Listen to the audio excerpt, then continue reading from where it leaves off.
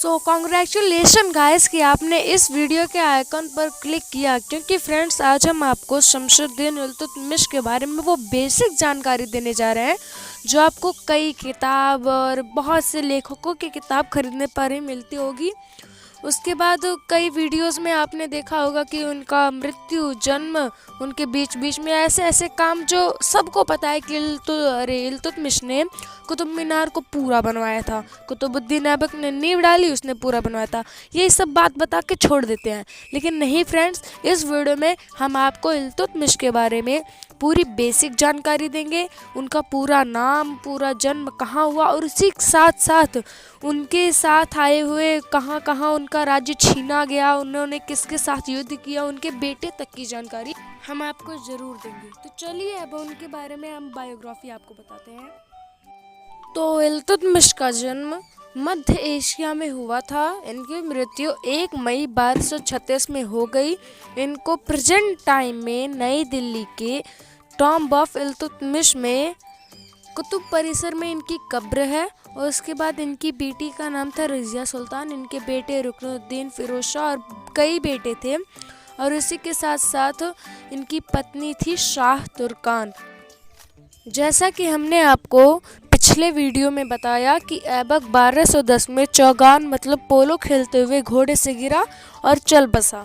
उसकी जगह उसके दामाद इल्तुतमिश ने ले ली, पर इसके लिए सबसे पहले उसे ऐबक के बेटे से लड़ना और उसे हराना पड़ा। इस तरह वंश का नियम कि पुत्र पिता का उत्तराधिकारी होगा आरंभ में ही बेकार हो गया। इल्तुतमिश को उत्तर भारत में तुर्कों की विजय को वास्तव में अच्छा बनाने वाला सुल्तान मानना चाहिए, क्योंकि उसके सत्तारोहण के समय अली मर्दान खान ने स्वयं को बंगाल और बिहार का राजा घोषित कर दिया। उधर ऐबक के साथ के एक गुलाम कुबाचा ने खुद को मुल्तान का स्वतंत्र शासक घोषित करके लाहौर पर तथा पंजाब के कुछ भागों पर अधिकार कर लिया। आरंभ में इल्तुतमिश के कुछ साथ के अधिकारी भी जो दिल्ली के आसपास रह रहे थे उसको सुल्तान मानने से हिचक रहे थे। राजपूतों को भी अपनी स्वतंत्रता जताने का अवसर मिल गया और उन्होंने कालिंजर, ग्वालियर तथा अजमेर और बयाना समेत पूरे पूर्वी राजस्थान से तुर्क शासन का जुआ उतार फेंका। दिल्ली के पास के स्थानीय क्षेत्रों पर अपना नियंत्रण स्थापित करने के बाद अपने शासन को आरंभिक वर्षों में इल्तुतमिश का ध्यान उत्तर पश्चिम पर लगा रहा। गजनी पर ख्वारिज़्म शाह की विजय ने उसकी स्थिति के लिए एक नया खतरा पैदा कर दिया था। उस समय ख्वारिज़्म साम्राज्य मध्य एशिया का सबसे शक्तिशाली राज्य था और उसकी पूर्वी सीमा अब सिंध तक फैल चुकी थी। इस खतरे को टालने के लिए इल्तुतमिश ने लाहौर के लिए कूच किया और उस पर अधिकार कर लिया।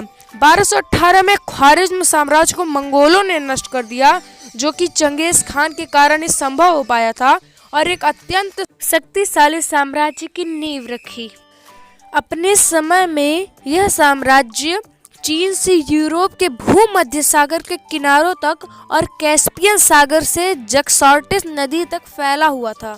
इससे भारत के लिए पैदा होने वाले खतरों और दिल्ली सल्तनत पर उसके प्रभावों की चर्चा हम आगे करेंगे। मंगोल जब कहीं और फंसे हुए थे, इल्तुतमिश ने मुल्तान और उच्च से कुबाचा को बाहर खदेड़ दिया। अब दिल्ली सल्तनत की सीमा एक बार फिर सिंध तक जा पहुंची। पश्चिम को सुरक्षित करके अब इल्तुतमिश कहीं और ध्यान देने में समर्थ था। बंगाल और बिहार में इवाज नाम के एक व्यक्ति, जिसने सुल्तान गयासुद्दीन की उपाधि धारण कर रखी थी, स्वतंत्रता का ऐलान कर दिया।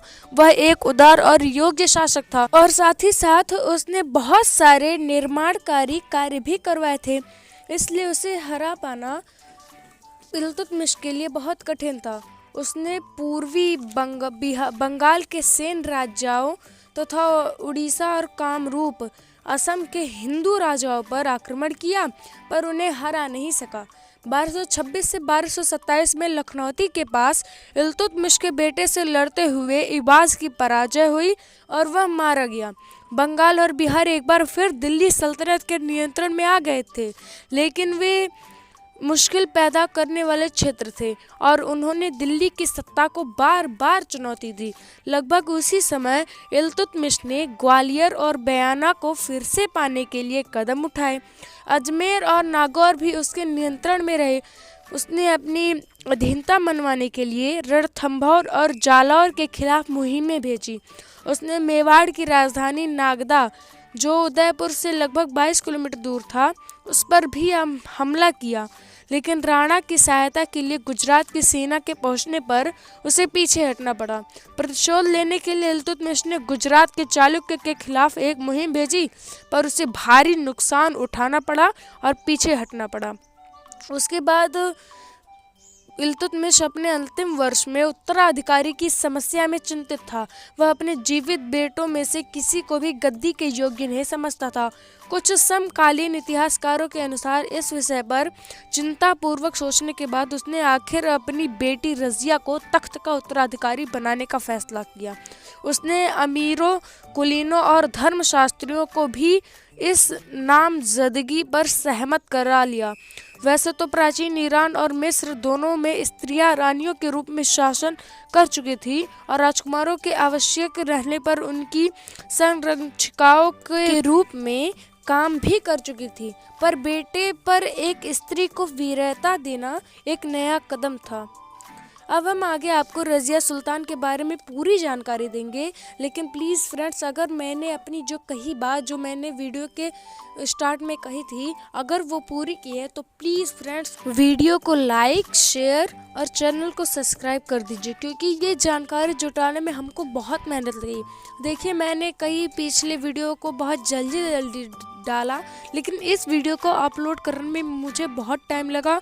मैंने इस पे बहुत ज़्यादा ध्यान दिया और बहुत सारे सोशल मीडिया, बहुत सारी किताबों में से छांट कर इतने शब्दों को अलग कर कर मैंने आपके सामने ये रखा। सो प्लीज़ फ्रेंड्स, चैनल को वीडियो को लाइक, शेयर और चैनल को सब्सक्राइब कर दीजिए। आगे हम रज़िया सुल्तान के बारे में आपको जानकारी देंगे और साथ ही इसी तरह एकदम इसी वीडियो की तरह उनके बारे में एक छोटी से छोटी चीज़ आपके सामने प्रस्तुत करेंगे। सो बाय फ्रेंड्स।